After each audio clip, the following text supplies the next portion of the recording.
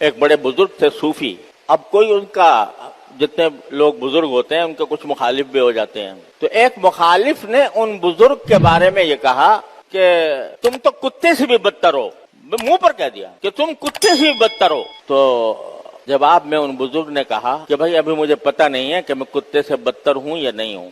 ابھی مجھے پتہ نہیں. اگر اللہ تبارک و تعالیٰ نے مجھے جہنم سے محفوظ کر لیا اور جنت میں داخل کر دیا اس وقت تو مجھے پتہ چلے گا کہ میں کتے سے بہتر ہوں. لیکن اگر اللہ تعالیٰ نے کہیں پکڑ کر لی تو یقیناً میں کتے سے بدتر ہوں. مجھے کیا پتا کہ اللہ تبارک و تعالیٰ نے میرے بارے میں کیا فیصلہ کر رکھا ہے. لہذا تم جو کہہ رہے ہو کتے سے بدتر ہوں، ہو سکتا ہے ہوں کتے سے بدتر، اس واسطے کہ پتہ نہیں اللہ تعالیٰ نے میرے ساتھ کیا معاملہ فرمانا ہے اور کیا فیصلہ کر رکھا ہے. تو جب کوئی اتنا بڑا بزرگ آدمی جو عابد ہے، زاہد ہے، لوگ اس کے پاس رجوع کرتے ہیں، لوگ اس سے ہدایت حاصل کرتے ہیں، وہ بھی یہ کہہ رہا ہے کہ میں کتے سے بھی بدتر ہونے کا احتمال رکھتا ہوں. ہو سکتا ہے کتا مجھ سے بہتر ہو، کیونکہ اگر مجھے جہنم میں داخل کر دیا گیا العیاذ باللہ تو یقیناً کتا مجھ سے بہتر ہے کہ اس کو جہنم میں داخل ہونے کا کوئی خطرہ نہیں. لہذا ہر مسلمان کو دوسرے مسلمان کے بارے میں کبھی بھی یہ خیال نہ آنا چاہیے کہ میں اس سے افضل ہوں، علم میں افضل ہوں. ارے کیا پتا تم پیچھے رہ جاؤ اور وہ کم علم والا آدمی وہ تم سے آگے نکل جائے.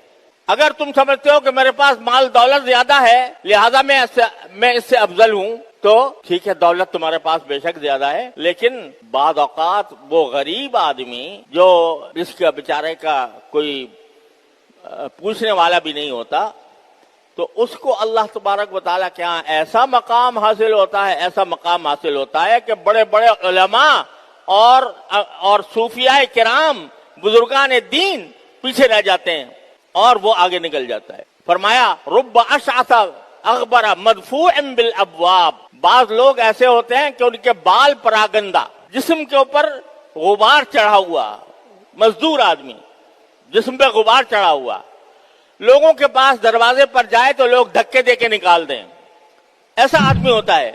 لیکن اللہ تعالیٰ کے ہاں ایسا محبوب ہوتا ہے کہ اگر وہ اللہ کے اوپر کوئی قسم کھا لے تو اللہ تعالیٰ اس کی قسم سچی کر دیتے ہیں. اللہ تعالیٰ اس کی قسم سچی کر دیتے ہیں. تو کس کو تم حقیر سمجھو گے؟ کس کو اپنے آپ کو کس سے افضل سمجھو گے؟ اگر تمہیں اپنی نیکی پر گھمنڈ ہے کہ بھئی میں نماز پڑھتا ہوں، 5 وقت مسجد میں حاضر ہوتا ہوں، صف اول میں شامل ہوتا ہوں، یا میری تکبیر اولیٰ فوت نہیں ہوتی، اور میں روزوں کی بھی پابندی کرتا ہوں، میں صدقہ بھی دیتا ہوں، میں اور سارے نیک اعمال کرتا ہوں، قرآن پڑھتا ہوں، تسبیحات کرتا ہوں، ذکر کرتا ہوں، اور دوسرا آدمی جو ہے ان سب سے محروم ہے، تو بے شک محروم ہے. اس کے لیے دعا کرو کہ اللہ تعالیٰ اس کو اس مشکل سے نکال دے.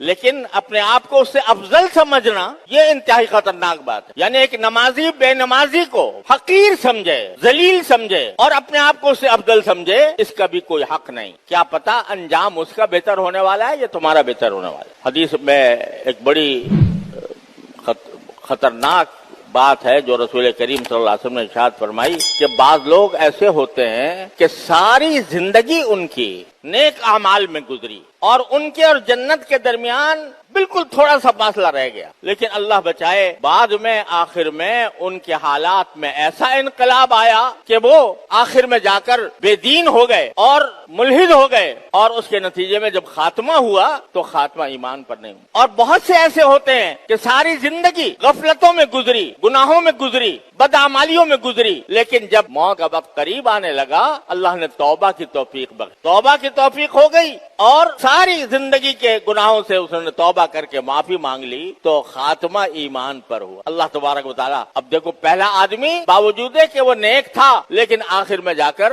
اس کے حالات خراب ہو گئے اور اس کے نتیجے میں وہ جہنمی بن گیا. اور جو دوسرا آدمی جو ساری زندگی بدعمالیوں میں گزری تھی لیکن خاتمہ ایمان پر ہوا، عمل صالح پر ہوا، تو اس واسطے اللہ تعالیٰ نے اس کو جنتی بنا دیا. تو کس کو حقیر سمجھو گے، کس کو ذلیل سمجھو گے، اپنے آپ کو کس پر افضل سمجھو گے؟ پتہ نہیں اس کا خاتمہ کیسا ہونے والا ہے، تمہارا خاتمہ کیسا ہونے والا ہے. لہذا ذلیل سمجھنے کا، حقیر سمجھنے کا کسی کو حق نہیں ہے.